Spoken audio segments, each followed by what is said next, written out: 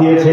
এ বেঈমানকে আল্লাহ আবাবিল দিয়ে ধ্বংস করবে, আপনাকে আমাকে লাগবে না।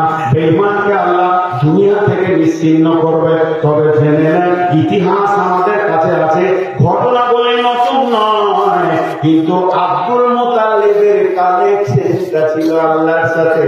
আব্দুল মুতাল্লিব বলেছিল, আল্লাহ আমি 9 দিন ছিল তোমার ঘরে, আমি ধারবারদারি করেছি, হিফাজত করার দায়িত্ব তো তোমার। মানে সব বেঈমান গেল, তুমি তোমার ইসলামের বাপের নাম আব্দুল্লাহ, আব্দুল্লাহর বাপের নাম আব্দুল মুতাল্লিব, রাসূলুল্লাহ সাল্লামের দাদার নাম আব্দুল মুতাল্লিব। আব্দুল মুতাল্লিব তিনি কাবা ঘরের সেবা করতেন, কাবা ঘরের ঝাড়ুবাড়িদারি করতেন।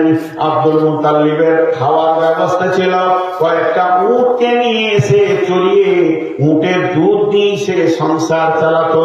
কিন্তু আব্রাহা বাদশাহ যখন শুনে নিল মক্কাতে একটা কাবা আছে, ওই কাবা ঝাড়ুদারি বারদারি করছে, তার নাম আব্দুল মুতাল্লিব। মানুষ সেখানে যেছে, ভিড় করে সেখানে তপ করছে, সেখানে আনন্দ করছে, সেখানে দোয়া করছে। আব্রাহা বাদশাহ বলল, আমি একটা কাবা করবো, তোরা আমার কাবাতে চলে আয়। আব্দুল মুতাল্লিবের কাবাকে ছেড়ে দেয়, তাও মানুষ তো এদিকে আসতে লাগলো, ওদিকে কেউ যায় না, ওকে কেউ গুরুত্ব দেয় না। এখন আব্রাহা বাদশাহ বলল, চলো এটাকে ভেঙে ফেলে দিব, ওর কিছু রাখবো না।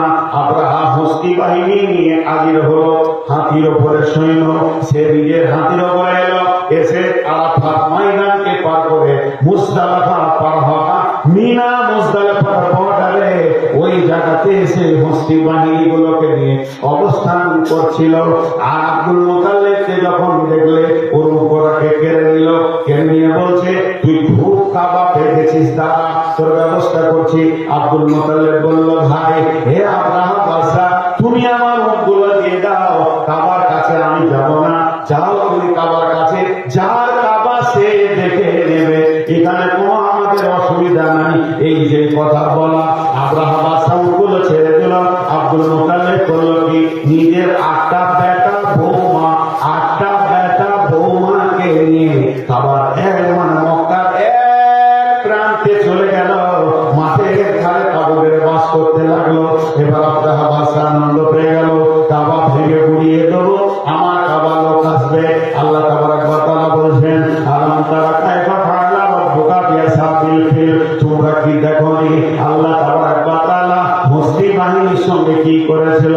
আলাম তারা কাইফা ফাআলা রাব্বুকা বিআসহাবিল ফিল, আম ইয়াজআল কাইদাহুম ফি তাদলিল ওয়া আরসালা আলাইহিম তায়রান আবাবিল, সেখানে আবাবিল পাখি পাঠিয়ে দিল।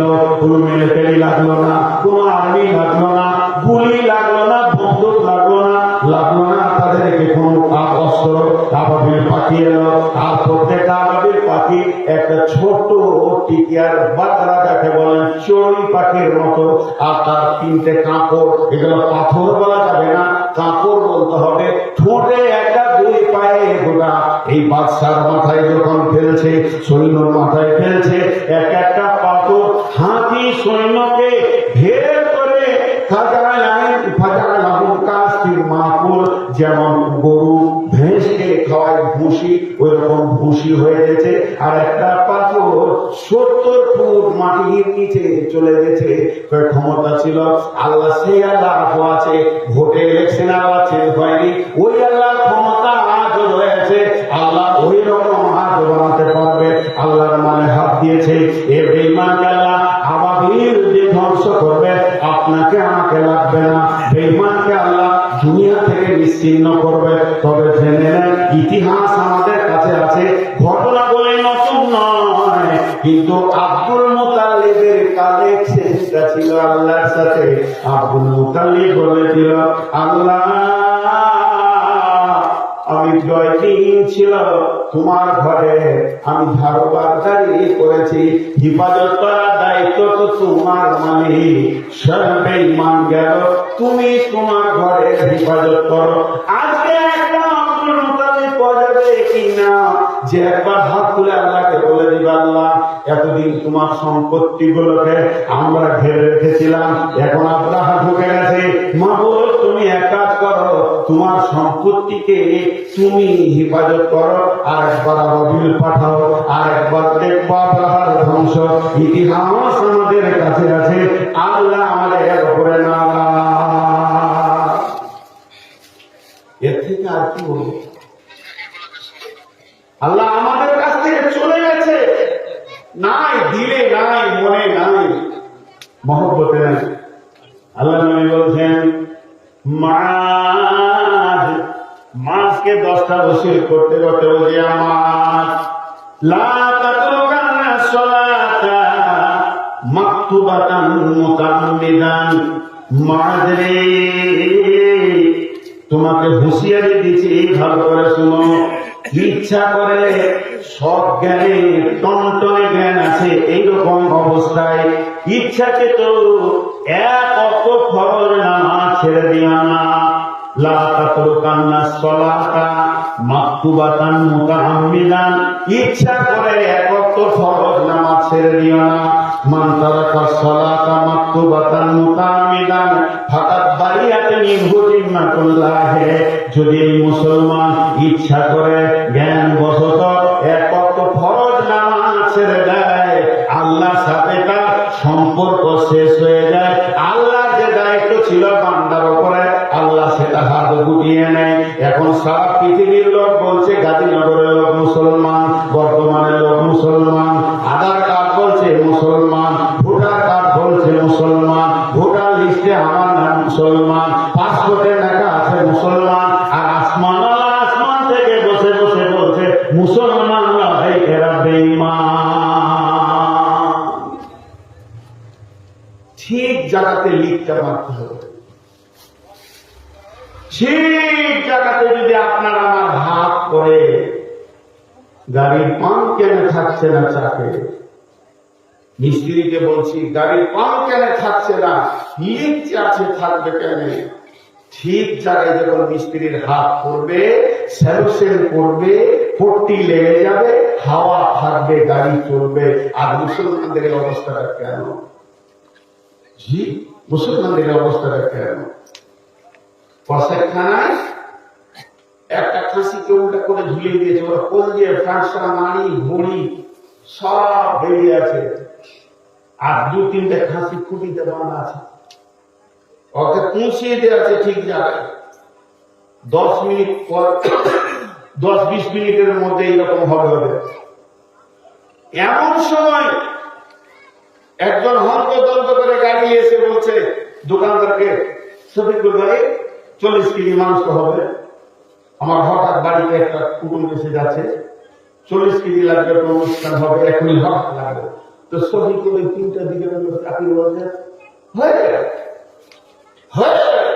তখন 2টা ছাগলে আমের পাতা খাওয়ার লেগে আর ওই আপনার কিনা কাঁঠালের পাতা খাওয়ার লেগে গোঁতাগুটি লেগে, ওকে মারছে, ওকে ঘোড়া মারছে, এই পাতা আমি খাবো, ওটা আমি খাবো, আর কষায় ছুরি ধরা দিচ্ছে, হয়ে যাবে 25 কেজি করে দিচ্ছে।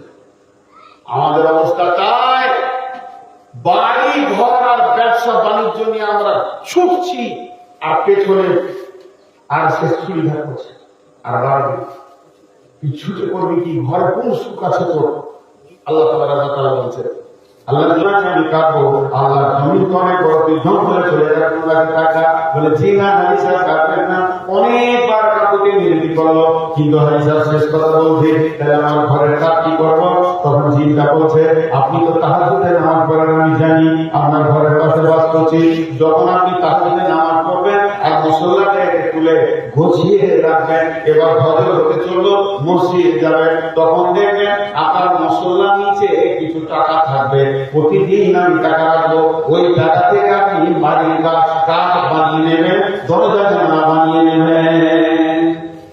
হাজিরা দেখে সহজ কি হবে, গাছ কাঠ হাজার যাব না, তাহাজ্জুদে নামাজ পড়ে সালাম ফিরে যখন মশলাটা চলছে দেখতে একটা 2000 টাকা দেবো, মুখে চুমুখেছে রাখছে, তাহলে প্রতিদিন 2000 করে কাজ বেরিয়ে যাবে। প্রথম দিন 2000, তারপরে দিন 1000, তারপরে দিন 500, তারপর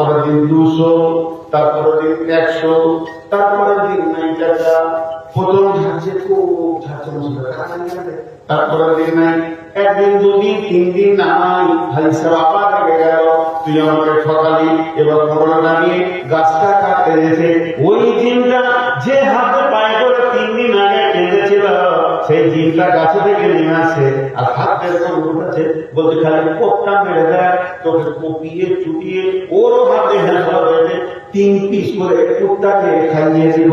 এবার খালি কোপমা হাদিসা তো ভয় পেয়ে গেছে, হাত থেকে কোপটা ফেলে দিয়েছে।